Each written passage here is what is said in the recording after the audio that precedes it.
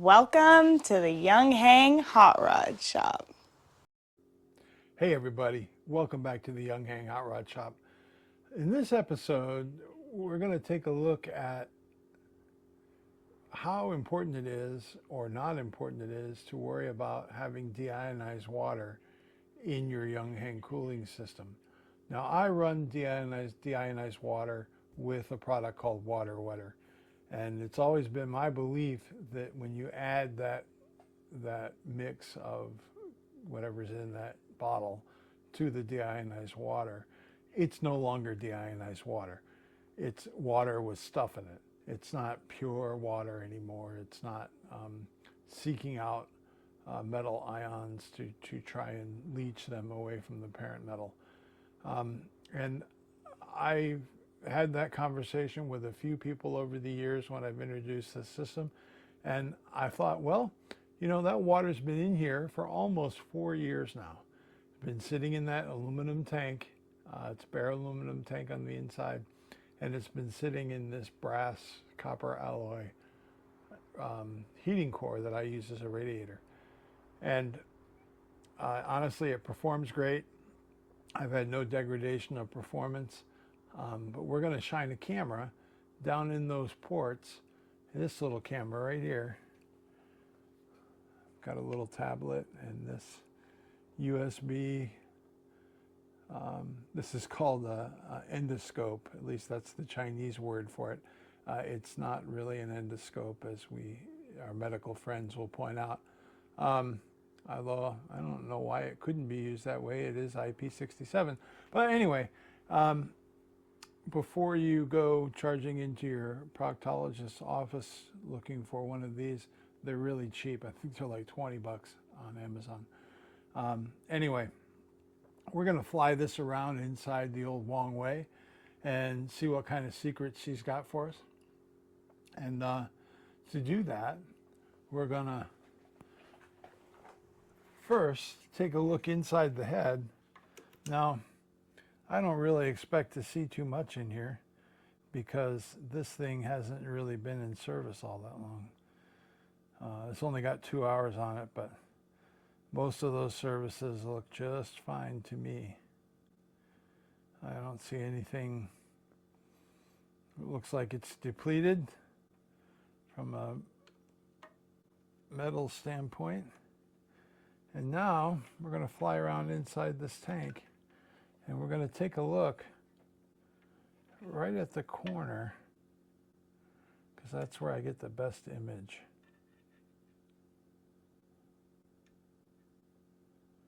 There's the corner of the tank. And there's the water line.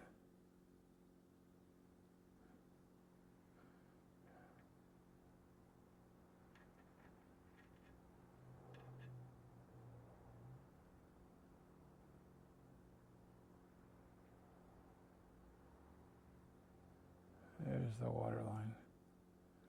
I don't see anything going on with that surface in there.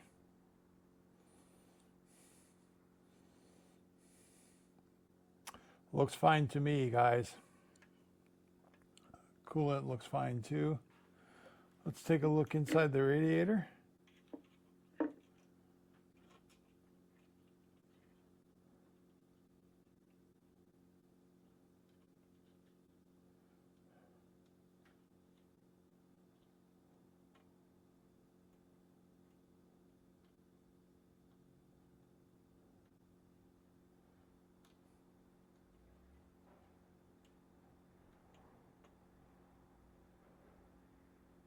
Looks just fine in there. All those solder joints look good.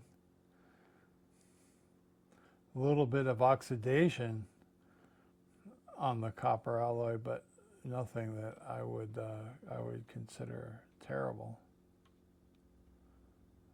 I don't know. I think it looks pretty healthy in there. But anyway, that's my take on deionized water and the Yong Heng compressor. You would not want to use deionized water by itself. You would never want to use deionized water alone. That would be bad. But if you were a child of the 70s like me and you worked on a lot of really bad old cars, you would have seen your fair share of radiators choked, clogged with calcium and lime deposits from hard water supplies, where people were just filling their radiators with tap water over and over again. The water was evaporating and leaving all of those minerals behind. And that's another problem that usually really causes a lot of havoc on a cooling system. So again, these things, they're not under the same pressure and load as an automobile engine.